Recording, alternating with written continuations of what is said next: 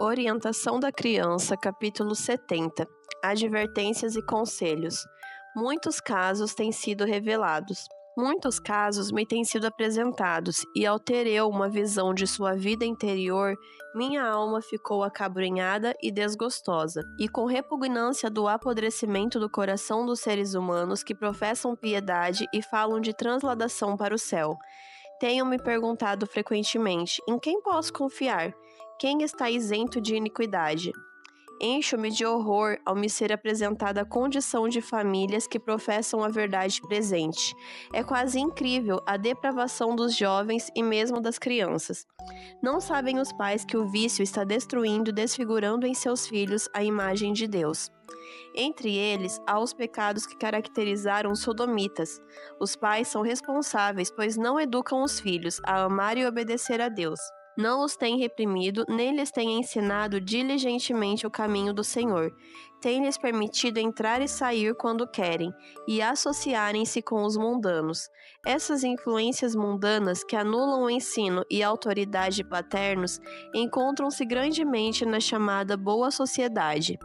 Por seu vestuário, aparência, divertimentos, cercam-se eles de uma atmosfera contrária a Cristo.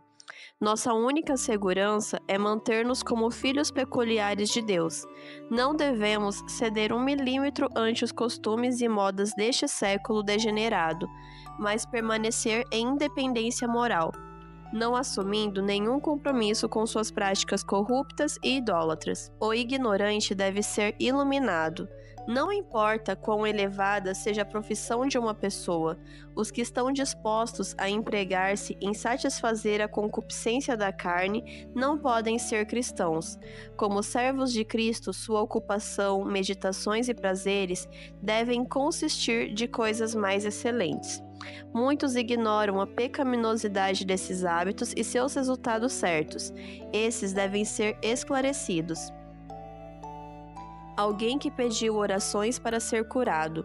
Meu marido e eu assistimos uma vez a uma reunião em que nossas simpatias foram solicitados para um irmão que sofria grandemente com a tuberculose. Achava-se magro e pálido. Ele pedia as orações do povo de Deus. Disse que a família estava doente e que perderam um filho. Falava com sentimento acerca dessa perda. Disse que havia tempos esperava poder ver o irmão e a irmã White. Acreditava que, se orassem por ele, seria curado. Terminada a reunião, os irmãos chamaram-nos a atenção para o caso. Disseram que a igreja os estava ajudando, que a esposa estava doente e lhe morrera o filho. Os irmãos se haviam reunido em sua casa e orado pela família afligida. Nós estávamos muito fatigados e tínhamos sobre nós a preocupação do trabalho durante a reunião, e desejávamos ser dispensados. Curvamo-nos naquela noite em oração e apresentamos seu caso perante o Senhor. Rogamos que pudéssemos conhecer a vontade de Deus a seu respeito. Todo o nosso desejo era que Deus fosse glorificado. Queria o Senhor que orássemos por esse enfermo? Deixamos o caso com o Senhor e recolhemo-nos para descansar. Num sonho, o caso daquele homem me foi claramente apresentado. Foi mostrado seu procedimento desde a infância, e que, se orássemos, o Senhor não nos ouviria, pois ele atendia à iniquidade em seu coração. Na manhã seguinte, o homem veio para que orássemos por ele. Nós o tomamos de parte e dissemos-lhes que sentíamos ser forçados a recusar o seu pedido. Contei-lhe meu sonho, que ele reconheceu ser a verdade. Ele praticava masturbação desde a infância e continuara nesta prática através de sua vida de casado, mas disse que procuraria romper com ela. Esse homem tinha um hábito longamente arraigado para vencer. Estava na metade da existência.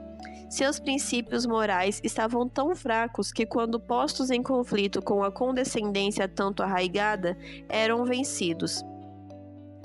Ali estava um homem que se degradava diariamente, e todavia ousava arriscar-se a entrar na presença de Deus e pedir um acréscimo da força que ele vilmente dissipara, e que, se concedida, consumiria em sua concupiscência. Que paciência de Deus! Se ele lidasse com o homem segundo seus caminhos corruptos, quem poderia viver à sua vista? Que seria se houvéssemos sido menos cautelosos e levado diante de Deus o caso desse homem, enquanto ele praticava iniquidade? Teria o Senhor ouvido e atendido? Porque tu não és um Deus que tenha prazer na iniquidade, nem contigo habitará o mal. Os loucos não pararão à tua vista. Aborreces a todos os que praticam a maldade. Salmos 5, verso 4 e 5. Este não é um caso isolado. Mesmo as relações matrimoniais não foram suficientes para preservar esse homem dos hábitos corruptos de sua adolescência. Quisera poder convencer-me de que casos como o que apresento são raros. Sei, porém, que são frequentes. Um suicida. O Senhor professava ser dedicado seguidor de Cristo. Sua saúde estava muito fraca. Nossos sentimentos de simpatia foram solicitados em seu favor. Seu caso me foi apresentado em visão. Vi que estava enganado quanto a si mesmo, que não estava no favor de Deus. Praticar a masturbação até ser mero farrapo humano. Foi-me mostrado que esse vício é uma abominação à vista de Deus. Praticar esse hábito por tanto tempo que parecia haver perdido o domínio de si mesmo. Naturalmente, era um homem inteligente, que possuía mais que habilidades comuns. Mas como eram todas as faculdades do seu corpo e da sua mente trazidas em sujeição por Satanás e consumidas sobre o seu altar, esse homem fora tão longe que parecia abandonado por Deus. Entrava nos bosques e passava dias e noites em jejum e oração para que pudesse vencer esse grande pecado. E então voltava aos seus velhos hábitos. Deus não lhe ouviu as orações. Pedir a Deus que fizesse por ele o que estiver em seu poder fazer por si mesmo. Prometer a Deus repetidas vezes e com tanta frequência quebrar a seus votos, entregando-se às corruptoras concupiscências que Deus o deixara operar sua própria ruína. Ele já morreu. Foi um suicida. A pureza do céu jamais será manchada por sua companhia. Apelo a uma jovem rebelde. Vossa mente é impura. Fostes por muito tempo poupada tanto das responsabilidades como do trabalho. Os deveres domésticos teriam sido uma das mais ricas bênçãos de que poderíeis ter desfrutado. O cansaço não vos teria prejudicado nem um décimo do que vos prejudicaram os vossos pensamentos e condutas lascivos. Tendes recebido ideias incorretas quanto à associação de rapazes e moças e tem sido muito conveniente a seu modo de pensar estar em companhia de rapazes. Vosso coração e mente não são puros.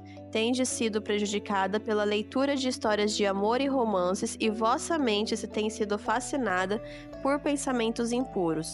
Vossa imaginação tem se tornado corrompida, até parecer não terdes força para controlar os pensamentos. Satanás vos leva cativa de acordo com sua vontade. Vossa conduta não tem sido pura, modesta ou conveniente. Não tendes o temor de Deus diante de vossos olhos e com muita frequência tendes dissimulado a fim de realizar os vossos planos que carregais uma consciência violada. Minha querida jovem, a menos que pareis exatamente onde estáis, a ruína está certamente diante de vós. Cessai vossas fantasias, a construção de castelos, fazei cessar vossos pensamentos de correr no caminho da loucura e da corrupção.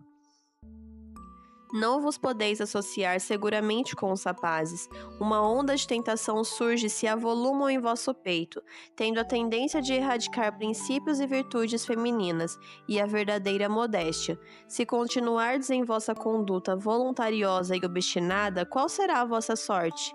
Correis perigo, pois estáis justamente a ponto de sacrificar os interesses eternos no altar da paixão. A paixão está obtendo positivo domínio de todo o vosso ser? E paixão de que qualidade? De natureza baixa, destruidora. Cedendo a ela, amargurareis a vida de vossos pais. Trareis tristeza e vergonha às irmãs. Sacrificareis o próprio caráter e perdereis o céu e uma gloriosa vida imortal. Estais pronto a fazê-lo? Sois presumida, amais os rapazes e gostais de fazer deles o tema de vossa conversa. Do que há em abundância no coração, disso fala a boca. Mateus 12:34. Os hábitos se têm se tornado poderosos para vos dominar, e aprendestes a enganar a fim de executar vossos propósitos e realizar vossos desejos. Não considero perdido o vosso caso. Se considerasse, minha pena não estaria traçando estas linhas. Com o poder de Deus poderei redimir o passado. Evitai os rapazes em sua companhia, vossas tentações tornam-se sérias e poderosas. Tirai o casamento de vossa cabeça de menina, de maneira alguma estáis preparada para ele. Necessitais de anos de experiência antes de estar desabilitada a compreender os deveres e a assumir as responsabilidades da vida de casada. Positivamente, guardai vossos pensamentos, vossas paixões e afeições. Não os degradeis para servirem à concupiscência. Elevai-os à pureza, dedicai-os a Deus. Podeis tornar-vos moça prudente, modesta e virtuosa, mas não sem ardoroso esforço. Deveis vigiar, orar, meditar, deveis examinar vossos motivos e ações. Analisai intimamente vossos sentimentos e ações. Praticaríeis na presença de vosso Pai um ato impuro? Não, verdadeiramente não, mas o fazeis na presença de vosso Pai Celestial, que é muito mais excelso, santo e puro. Sim, corrompeis o corpo na presença dos anjos puros e sem pecado na presença de Cristo, e continuais a fazê-lo sem respeitar a consciência, sem tomar em consideração a luz e as advertências que vos foram dadas. Lembrai-vos de todos os atos são registrados. Deveis defrontar-vos novamente com as coisas mais secretas de vossa vida. Novamente vos advirto, como alguém que deve deparar com estas linhas naquele dia em que o caso de todos será decidido. Entregai-vos a Cristo sem demora. Só Ele, pelo poder de sua graça, vos poderá redimir da ruína. Apenas Ele poderá levar vossas faculdades morais e mentais a um estado saudável. Vosso coração pode estar aquecido com o amor de Deus, o entendimento claro e maduro, a consciência iluminada, viva e pura, a vontade reta e santificada, sujeita ao domínio do Espírito de Deus. Podeis fazer o que escolherdes. Se vos volverdes justamente agora, se cessardes de fazer o mal e aprenderdes a fazer o bem, então sereis verdadeiramente feliz. Tereis êxito nas batalhas da vida e vos levantareis para a glória e honra na vida melhor que esta. Escolhei hoje a quem sirvais. Satanás trabalha enquanto os pais dormem. Esta é uma época dissoluta. Meninos e meninas começam a dar atenção uns aos outros quando deviam estar no jardim da infância aprendendo a ser modestos no procedimento. Qual é o efeito dessa confusão comum? Aumenta a pureza dos jovens que assim se reúnem? Claro que não. Aumenta as primeiras paixões sensuais. Depois de tais encontros, os jovens são enlouquecidos pelo diabo e se entregam às suas práticas vis. Os pais estão dormindo e não sabem que Satanás implantou justamente a infernal bandeira em sua casa. Fui levada a indagar: o que será dos jovens nesta época corrupta? Repito, os pais estão dormindo. As crianças estão enlouquecidas com apaixonado sentimentalismo e a verdade não tem poder para corrigir o mal. Que se poderá fazer para deter a onda de males? Se quiserem, os pais poderão fazer muito. Caso uma menina que acaba de entrar na adolescência seja abordada com familiaridade por um rapaz de sua própria idade ou mais velho, deve ser ensinada a indignar-se tanto com isso que tais liberdades jamais se repitam. Quando a companhia de uma menina é frequentemente procurada por meninos ou rapazes, algo está errado. Essa jovem precisa de uma mãe que lhe mostre seu lugar, que a restrinja, ensinando-lhe o que é próprio para uma menina de sua idade. A corruptora crença prevalecente de que, segundo o ponto de vista da saúde, devem os sexos misturar-se, tem realizado sua perniciosa obra. Quando os pais e tutores manifestarem 1/10 da perspicácia de Satanás, então essa associação de sexos poderá ser quase inofensiva. Como está acontecendo, Satanás tem muito êxito em seus esforços para enfeitiçar a mente dos jovens, e a mistura de meninos e meninas apenas aumenta 20 vezes mais o mal. O quadro não é colorido. Não vos enganeis em crer que, afinal de contas, esse assunto vos foi apresentado numa luz exagerada. Eu não colori o quadro. Declarei fatos que suportarão a prova do juízo. Despertai, despertai. Suplico-vos antes que seja tarde demais para endireitar os erros, e vós e vossos filhos pereçais na ruína geral. Lançai mão do solene trabalho, trazendo em vosso auxílio todo o raio de luz que puderdes reunir e que tem brilhado sobre vosso caminho, e que não apreciastes devidamente. E com o auxílio da luz que agora brilha, começai a examinar vossa vida e caráter como se estivesseis diante do tribunal de Deus. A menos que os pais despertem, não há esperança para os filhos.